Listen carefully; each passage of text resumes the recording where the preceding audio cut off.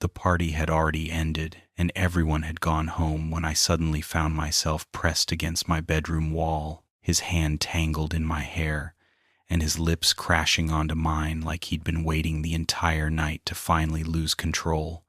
He didn't say a single word, he didn't have to, because every little accidental touch from earlier, every long stare across the fire pit, and every quiet moment where our shoulders brushed in the kitchen had already said everything for him. The taste of his breath mixed with the faint smoke from the barbecue, and the second I felt his fingers slide up the back of my shirt, all I could think was that this was exactly what I'd been secretly hoping would happen, but never believed actually would. Only a few hours earlier, we were just two friends, smiling politely in front of everyone else, pretending that nothing about the way we looked at each other meant anything, but now, in the silence of my hallway, we weren't pretending anymore. It all started earlier that evening at Mark's backyard barbecue, a casual Saturday gathering that brought together a bunch of mutual friends, co-workers, and neighbors. I arrived just after sunset and immediately noticed him, Daniel, standing near the grill with a beer in one hand, talking casually with a couple of mutual friends like he hadn't been haunting my daydreams for months. We weren't close friends exactly, just two guys who always seemed to linger a little too long when we passed each other at parties, who shared a few inside jokes, and maybe a few too many long glances when no one else was paying attention. From the outside, nothing looked suspicious. We laughed with everyone else, offered to help with the drinks, and acted like two normal acquaintances enjoying a summer evening around a fire pit. Hey, if you're here and feeling the vibe already, hit like, drop a comment, and subscribe to support these stories and help more people find them. It means the world, and it keeps us going. Thanks for being here. But I felt it the second our eyes met across the yard, the same slow burn that kept growing every time we happened to run into each other. At one point, I squeezed past him at the drink table, and his hand brushed my lower back so lightly that I almost thought I imagined it, until I looked up and saw the way he was already watching me, lips parted like he wanted to say something but wasn't sure he should. The night kept moving, people laughing, music playing, someone nearly burning the burgers, and all the while Daniel and I kept orbiting each other, never too obvious, but never too far either. He would lean close and say something quietly, his breath warm against my ear, and I'd laugh a little too softly at his joke, completely aware that every time our shoulders touched, it lingered just a second too long. As the party thinned out, I ended up helping Mark bring in plates and glasses, and when I stepped inside the dimly lit house with a tray of dishes, Daniel followed me in without saying a word. For a moment we just stood in the kitchen, the faint noise of the party outside drifting in through the open window, and I swear the air between us became so heavy it was hard to breathe. I turned to put the tray down, and he stepped closer, close enough that our hips brushed, and I felt his fingertips graze my wrist like a silent question. I didn't pull away, and when he whispered, "Are you leaving soon?" in that low voice of his, I felt something deep inside me snap in the best possible way. Instead of answering him right there, I stepped past him and quietly said, "If you want to walk me to my car, I'm leaving now." He didn't respond, not with words, but a minute later, he was right behind me on the sidewalk, hands in his pockets and eyes fixed on mine like he was already imagining what might happen next.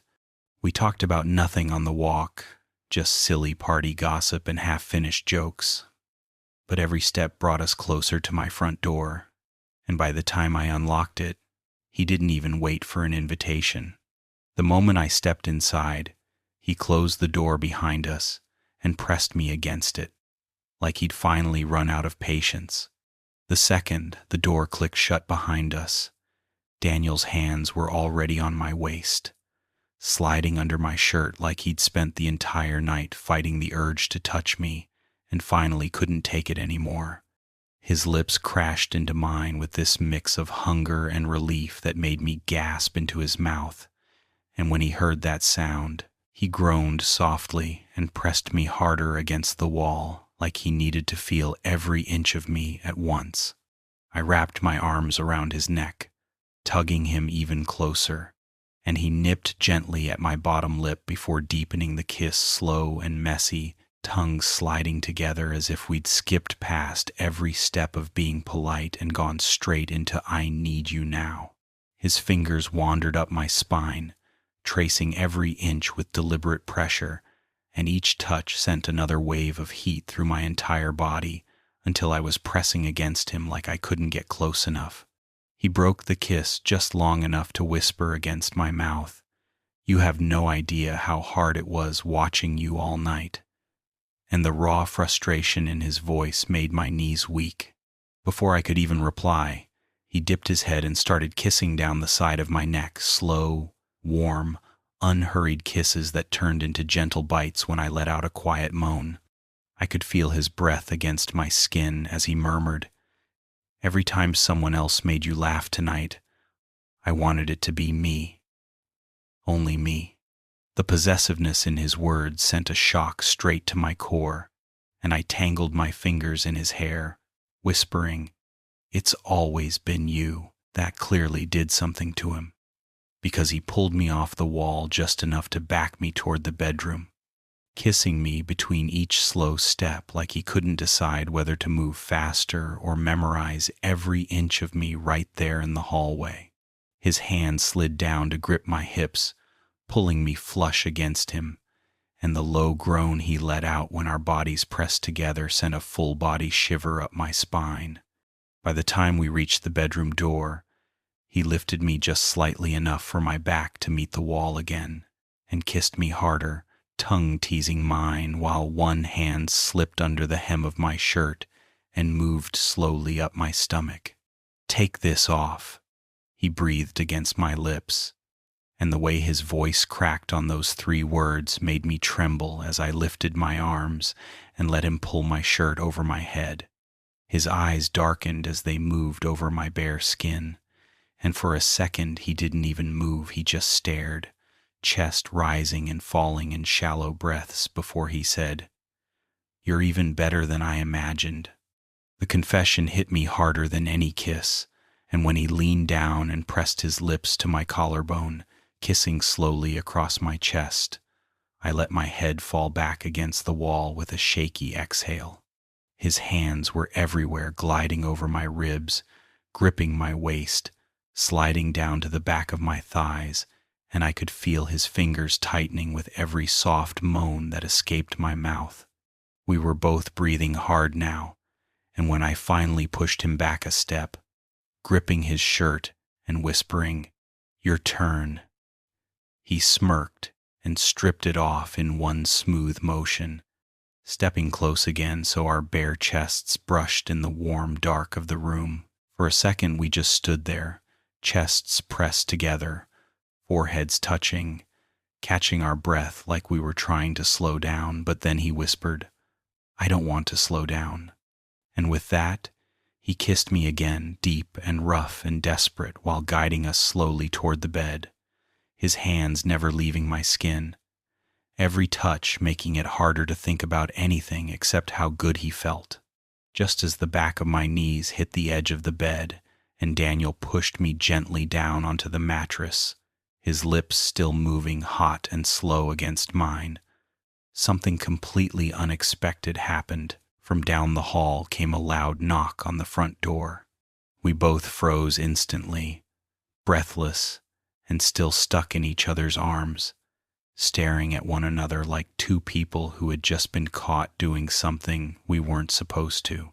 For a moment, neither of us moved or even breathed.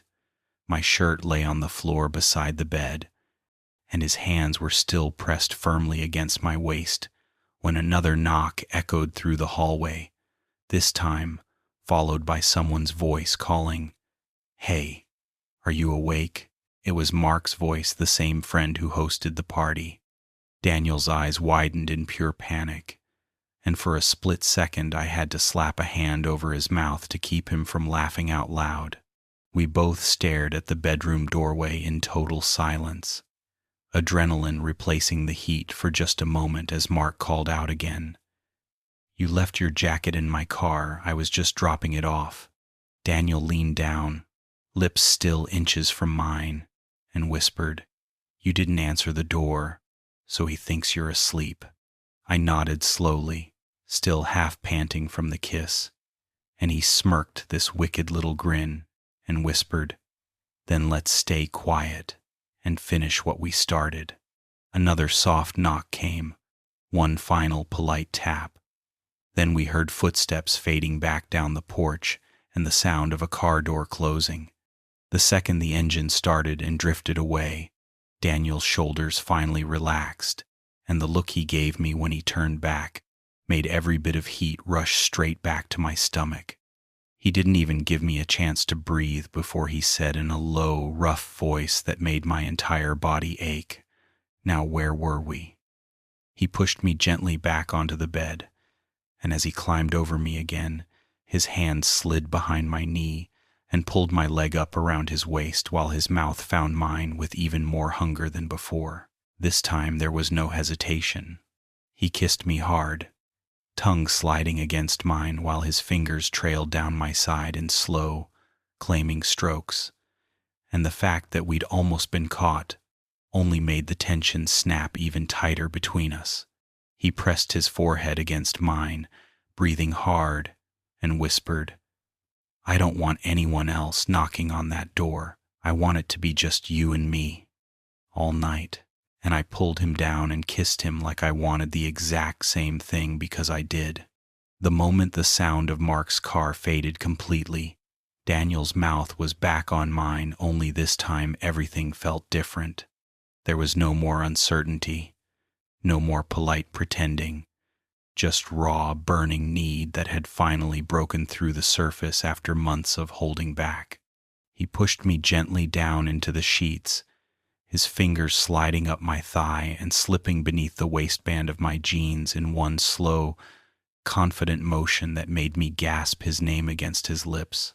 That one soft sound made him shudder, and he buried his face in my neck, kissing and gently biting at the skin as he growled, "You have no idea how long I've wanted to hear you say my name like that."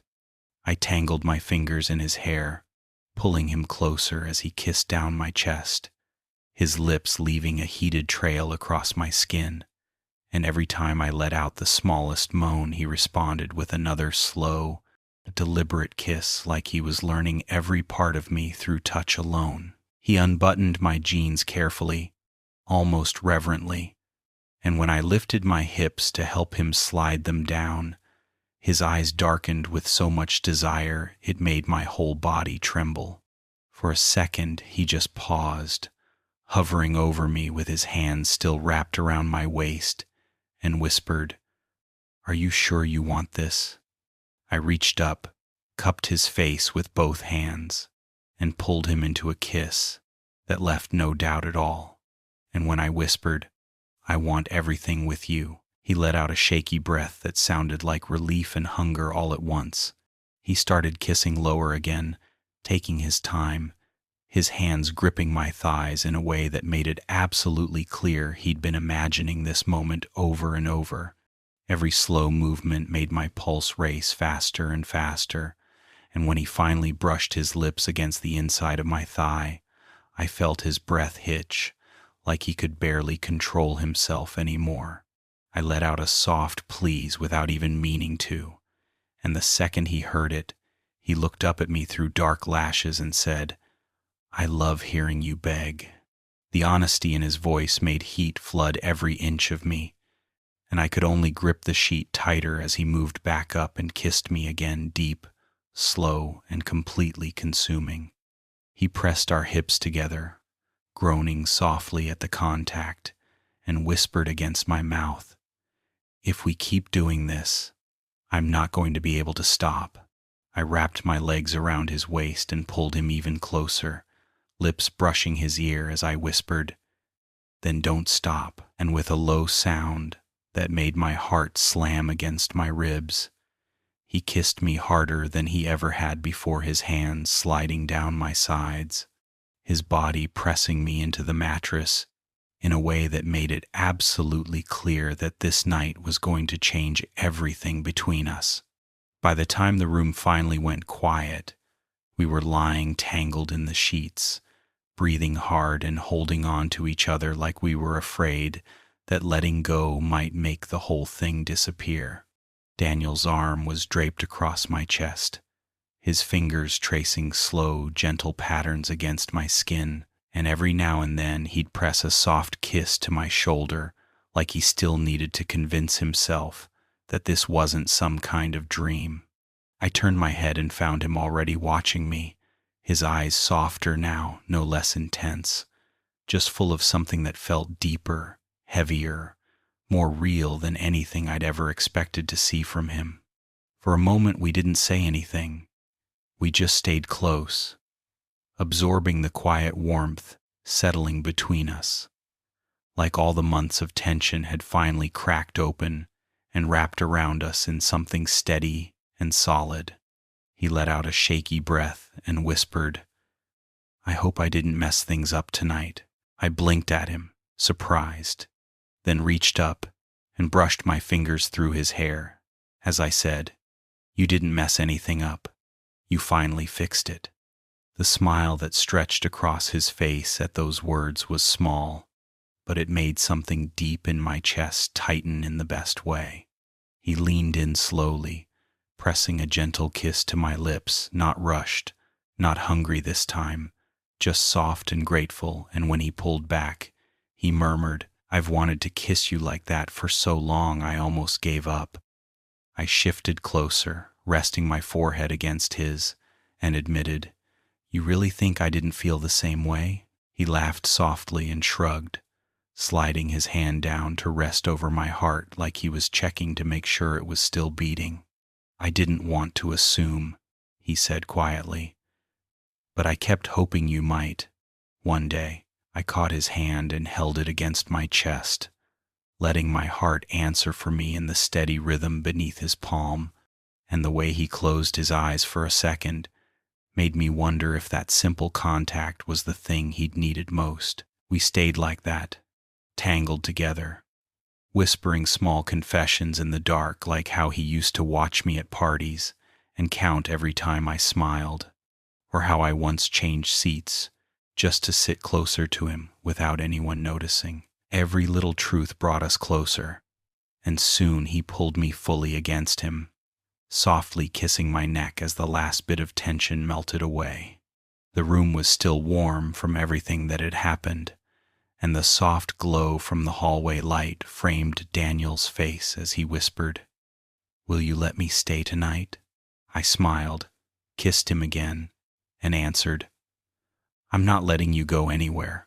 He sighed in relief, wrapped his arms tighter around me, and pulled the blanket over both of us as if he wanted to make sure nothing and no one could interrupt us again. Morning sunlight slipped through the curtains and stretched across the sheets, warming the room before either of us were fully awake. For a few seconds I didn't move. I just listened to the slow, steady sound of Daniel breathing beside me and let the memory of last night roll over me like a soft wave. I turned my head slightly and saw him sleeping on his side, one arm still draped over my waist, like his body had decided during the night that it wasn't going to let me drift even an inch away.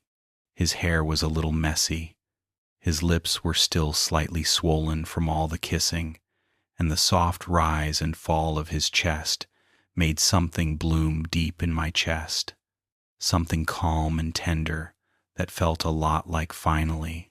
He started to stir when I brushed my thumb gently along his cheek, eyes fluttering open as a sleepy smile tugged at the corner of his mouth. "Morning," he whispered in a voice that was low and warm and entirely too intimate for this early hour, and somehow absolutely perfect.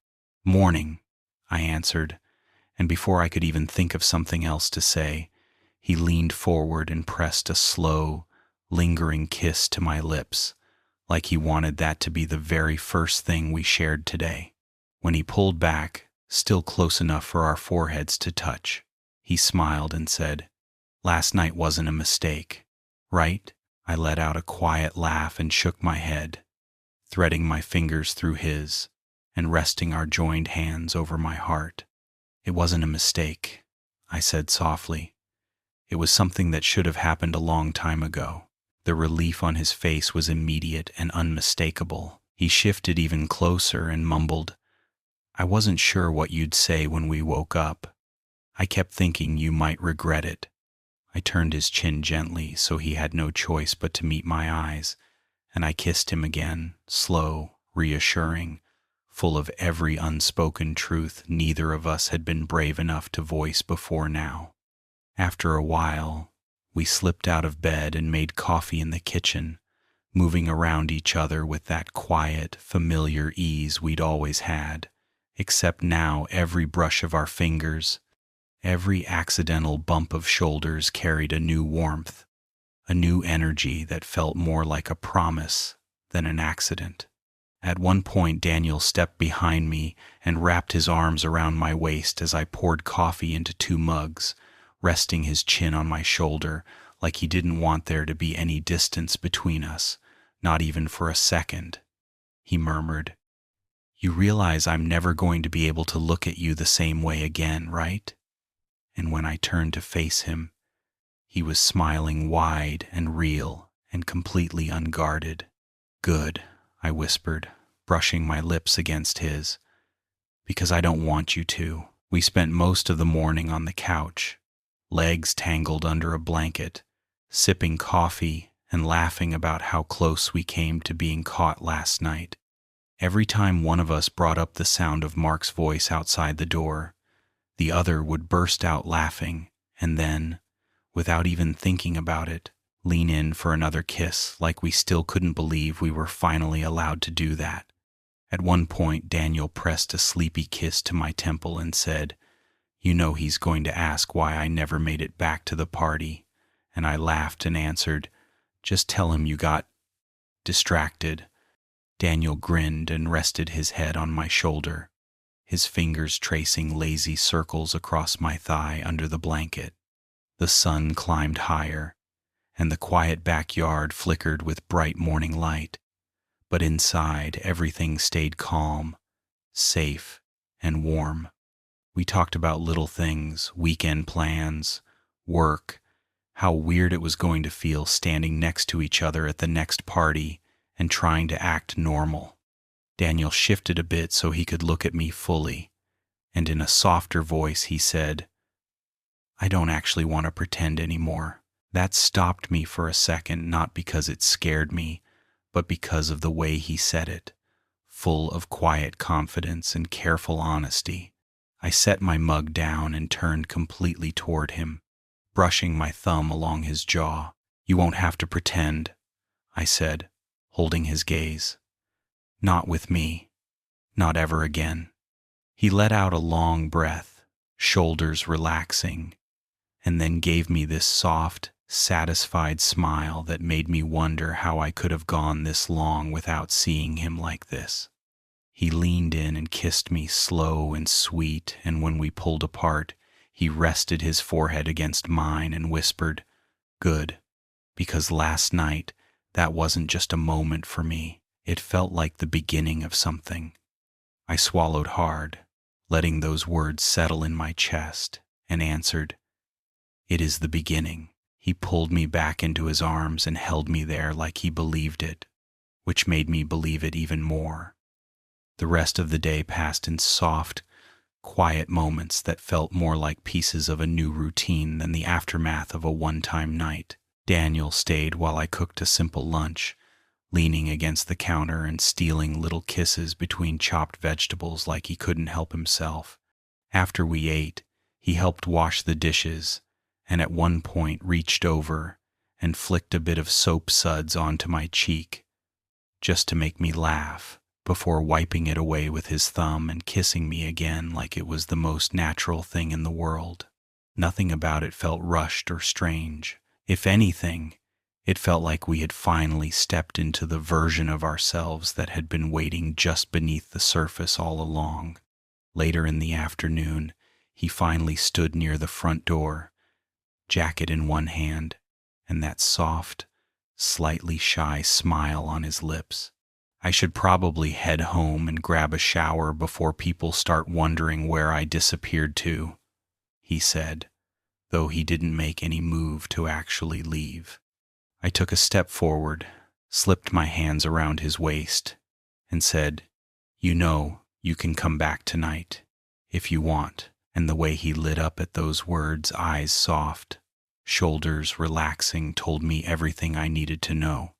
He leaned in and kissed me one more time, slow and warm and full of quiet promise. Then he pulled back just enough to whisper, "Text me when you miss me, so I know when to come back." I laughed and answered, "Then expect a message in about 10 minutes. He shook his head, grinning, as he finally stepped outside, but before he walked down the steps, he turned, looked right at me, and said, "Last night changed everything. And honestly, I don't want it to change back." Neither did I. And as I watched him walk down the sidewalk with that relaxed, confident stride, I realized that the party might have ended hours ago, but something much better had finally begun. If you're hearing this right now, that means you made it all the way to the very end. Thank you for listening. Leave a comment so we know who made it.